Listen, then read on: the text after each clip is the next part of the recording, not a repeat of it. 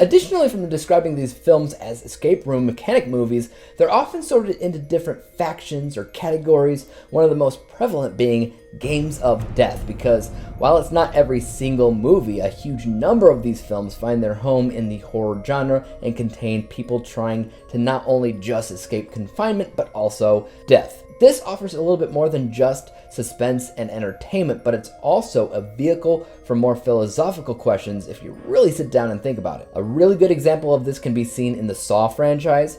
People who aren't a fan of that series easily look at it and call it gore porn, but they also have absolutely no idea why it continues to come out with sequel after sequel. Fans, however, understand it to be deeper than most people think. House of Nine is such a film that features the game of death scenario that I spoke about, but a lot of hidden messages that can open up discussions if you were so inclined.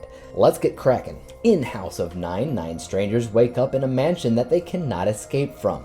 All doors and windows have been sealed off. A mysterious voice speaks from the intercom telling them that they have been selected to play a game of his own design.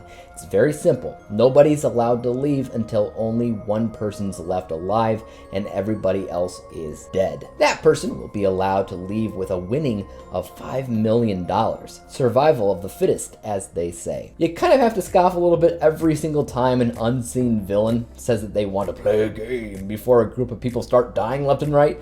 It's a little bit overplayed, obviously, yet this is not Saw. It more closely resembles a character study on the human condition when it's isolated and how easily the brain can be manipulated to do things you never thought possible. That's because your primitive instincts kick into gear, whether it be for money, survival, retribution, impulse, fear, paranoia. There's so many different reasons why people end up hurting each other. Same kind of idea can be read in The Lord of the Flies, or in the case of House of Nine, each character represents a facet or archetype of the human condition, such as survivor, opportunist, gambler, priest, idealist, seductress. The list goes on and on and on, and the house becomes a metaphor for society. None of this is specifically explained to the audience, though. You have to use your own judgment to realize what kind of messages this film is spreading. On the surface, it's a run-of-the-mill tacky horror film that very much feels like its age.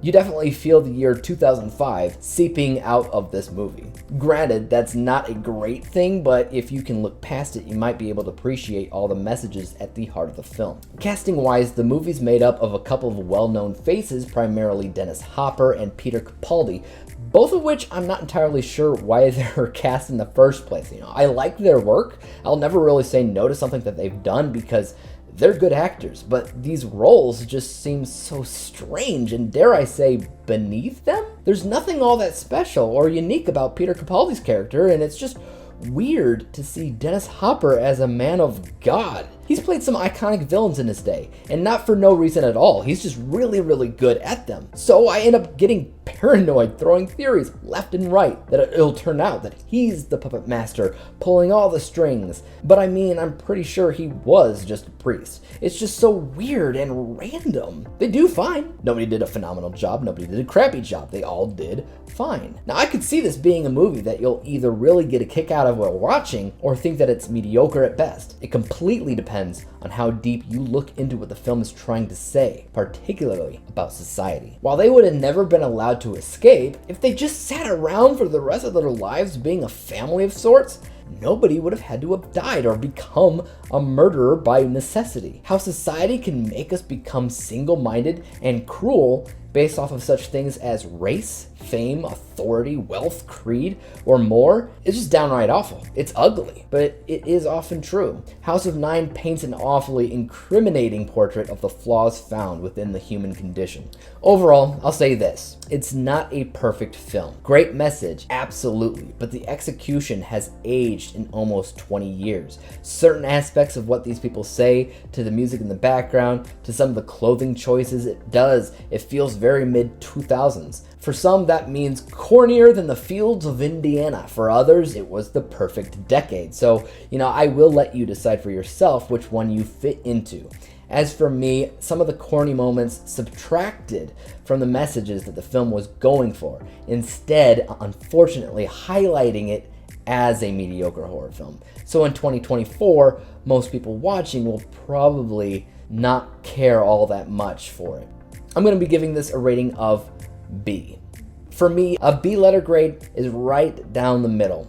It's decent, it's entertaining enough, but it's not really a movie I'll be revisiting, at least anytime soon. It might even end up being a movie that I forget about in the long run. I hope that I don't, because I really do like the message behind what's going on. But the way it was executed, the way it was explained to the audience is, like I said, it's aged. But what about you guys? Have you seen House of Nine? If you have, let me know in the comment section down below what you thought about it.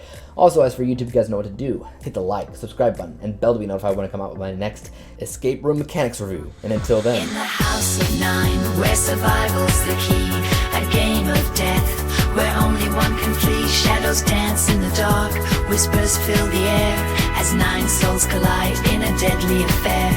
The echoes of fear ring throughout the night, in this twisted game, where wrong becomes right. With each passing moment, they're pushed to the brink, in the House of Nine, where reality can sink.